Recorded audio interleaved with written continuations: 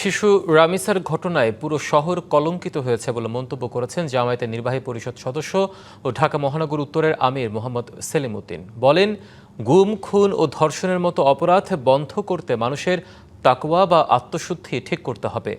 শনিবার বিকেলে রাজধানীতে এক সংবাদ সম্মেলনে এসব কথা বলেন তিনি। এ সময় নৈতিক শিক্ষা বিস্তারে হিফজুল কুরআন প্রতিযোগিতা 2026 আয়োজনের ঘোষণা দেন তিনি।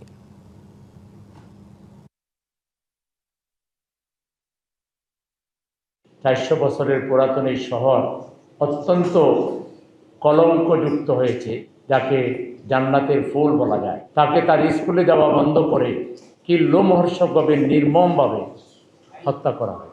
হত্যার আগে তাকে দর্শন করা হয়েছে। আমাদের অবাক লাগে যে আমাদের রাষ্ট্রে যারা দায়িত্বে আছেন তারা সংবাদ সম্মেলন করতে গিয়ে তাদের চেহারায় হাসি দেখা যায়। তারা যেসব উত্তর দেন এদের মধ্যে এই উত্তরের মধ্যে আমরা অডাসিটি লক্ষ্য করি। নগদ নিয়ে এলো হার না মানা হার অফার। সর্বনিম্ন 10,000 টাকা রেমিটেন্স নগদে পাঠালে থাকছে স্বর্ণের হার জেতার সুযোগ।